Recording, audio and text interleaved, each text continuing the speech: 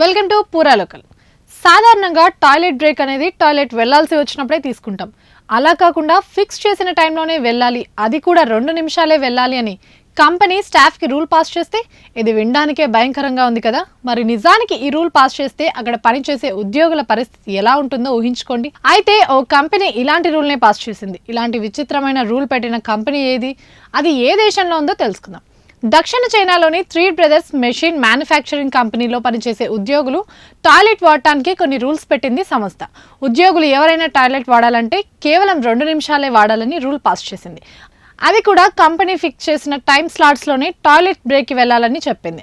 ఏదైనా medical emergency ఉన్నవారు HR department నుండి పర్మిషన్ తీసుకుని ఈ రూల్ నుంచి మినహాయింపు పొందొచ్చని తెలిపింది. ఎవరైనా ఈ రూల్ ని బ్రేక్ చేస్తే ఫైన్ వేస్తామంటూ హెచ్చరికలు కూడా జారీ చేస్తూ ఉద్యోగుల టాయిలెట్ బ్రేక్ కి వెళ్లాల్సిన టైమింగ్ షీట్ ని విడుదల చేసింది సంస్థ.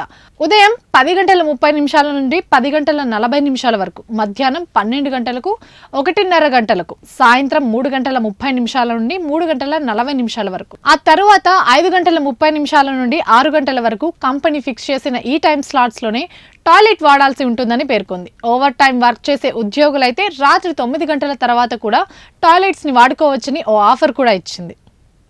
ఇవి ఇప్పటి వరకు అప్డేట్స్. మరిన్ని అప్డేట్స్ కోసం చూస్తూనే ఉండండి పూరా లోకల్.